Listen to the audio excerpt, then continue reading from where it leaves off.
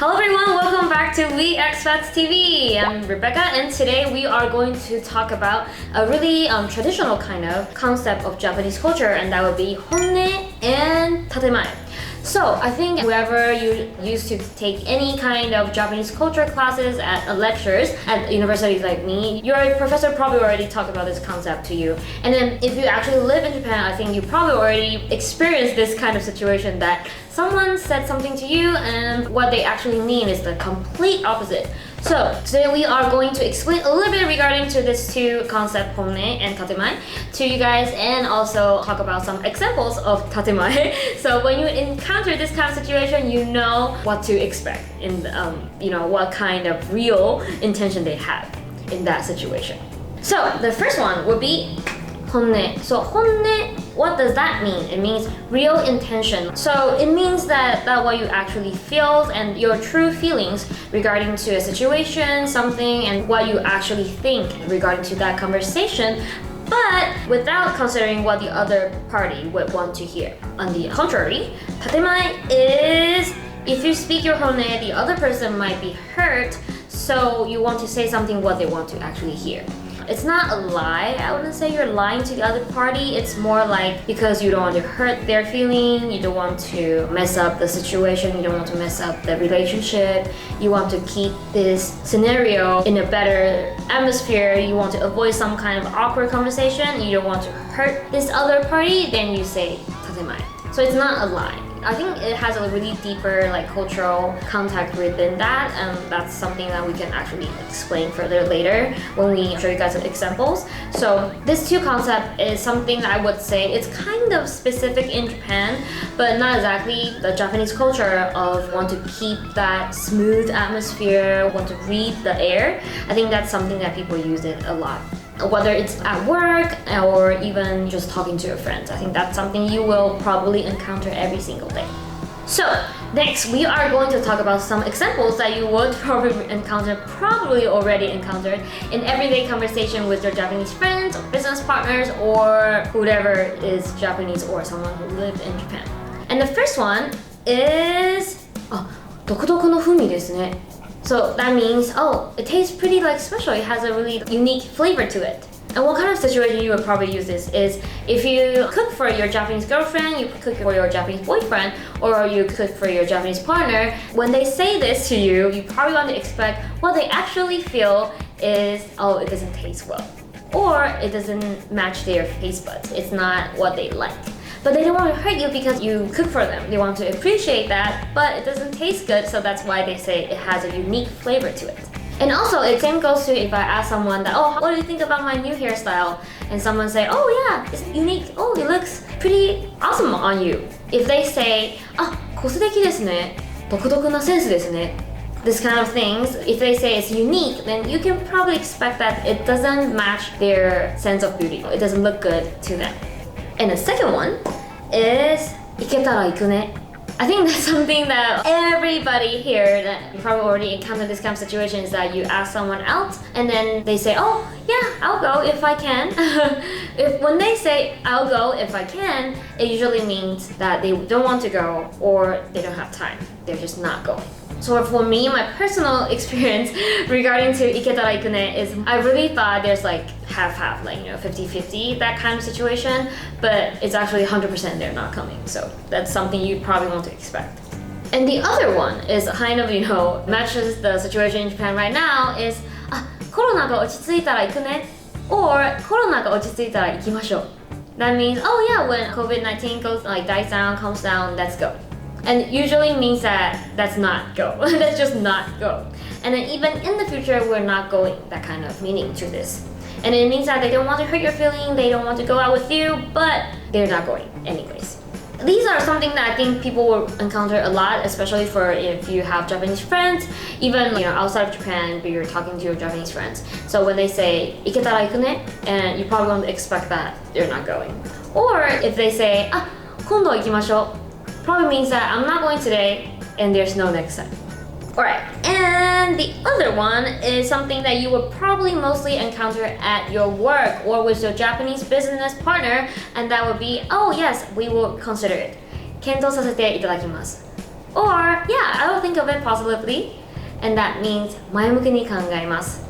And why do we actually encounter these at work? Let's say if you ask your boss or your leader, you want them to think about your business plan, you want them to look into your business schedule or something like that, and then they will say, oh yeah, I will consider it. If they say that to you, you probably want to expect that it's not that good. But they don't want to hurt your feelings, so they don't want to really directly give you negative feedback. That's why they say, oh yeah, I'll think about it. Or if you're talking to a business partner or client, when they say that to you, it's probably they want to say no to you. They don't think it's a good plan, but they don't want to completely cut off. They don't want to make this relationship, this business partnership in a bad way. That's why they say that.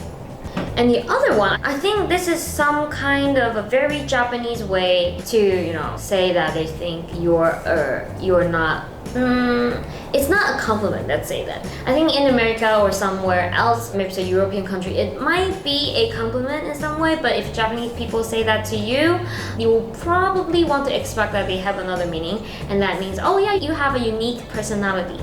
And so when they say you have a unique personality, it actually means that they think you're a little bit weird, they think you're a little bit hard to get along with, and that's how they say that you have a unique personality, you have a unique character. On the other hand, in the States, especially when someone say you have kind of a unique character, it's not exactly a bad thing. It's actually kind of a compliment because, oh yeah, you're unique, you're not the same as everybody. But in Japan, because of the Japanese culture of wanting, to keep peace with everybody and want to make harmony with everybody, so when you say someone's unique, want to say someone that's like outstanding, it can be a little bit, let's say, 50% positive and 50% negative. So yeah, you just want to be careful when you talk to Japanese people when they say these words to you.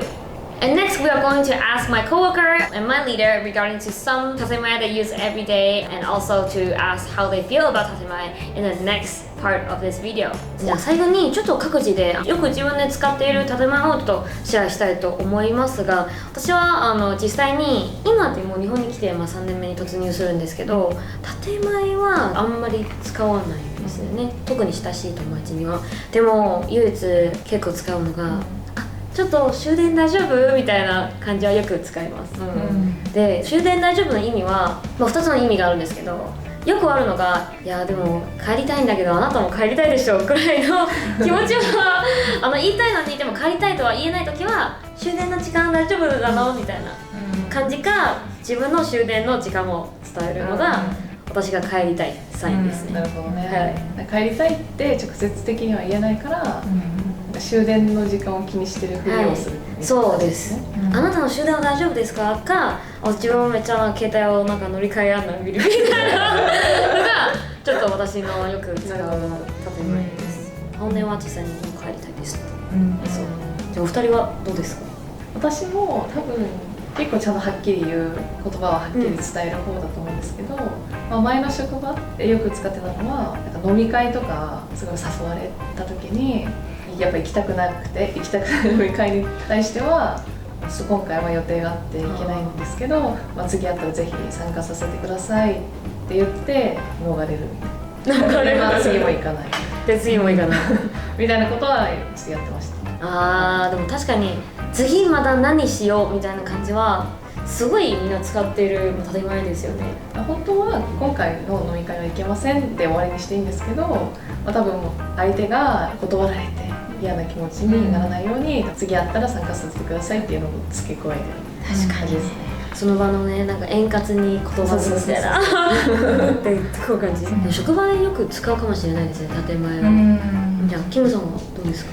私も似たような状況で、例えばこういうお店美味しいよとか、ほらほらこれ本当美味しかったよってして勧めてもらったんだけど、実は自分は興味がないとか、行きたくない時、行けたら行くよとか、そういう風に一応その人の配慮にありがたい気持ちを表すけど、自分は実際は行きたくない。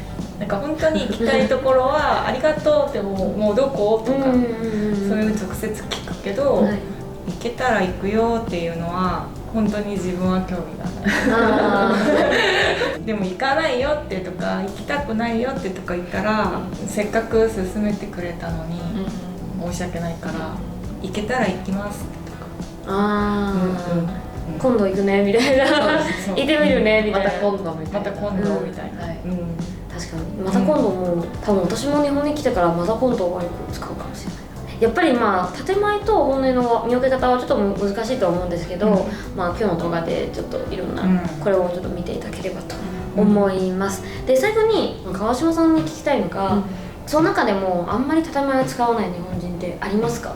でも正直日本人に限らないんじゃないかなってちょっと思ったりもしましたね。まあ、確かに日本人はよくそれに本音と建前を使い分けてコミュニケーションがうまくいくようにするっていうけど、実際みんななんか思ってないこと言ってたりとかするのかなって思ったりもしました。そうですね。多分本音と建前よりはこの曖昧な表現は日本の文化の一つとしてよくあることなんですけど、まあ、別の国でもたまにあるんじゃないかなと、そうですね。確かに曖昧な表現は多いですね。確かにね。大丈夫とかね。意味がなんかどっちにも取れるような表現をしたりってすることは確かに多いかも。そうですね。まあでも使わない人もいるし、いつも本音っていうのは難しいと思いますので、まあ、皆様も日常生活の中でこの方とのなんだかその関係性は自分で見極めていろいろすり合わせしましょう。はい、今日の動画をありがとうございました。また次回の動画で社交辞令とお世辞について語りたいと思います。Alright, thank you guys for watching today, and I hope this video is helpful for you to get along with your Japanese friends, Japanese business partner, and your Japanese partner as well. And let us know if you like this kind of video. We will make more of this Japanese culture explain kind of video as well. And if you like our video, please thumbs up and subscribe to our channel for more Japanese related videos as well. And also look through our WeXpats guide as well. Thank you guys for watching and see you next time.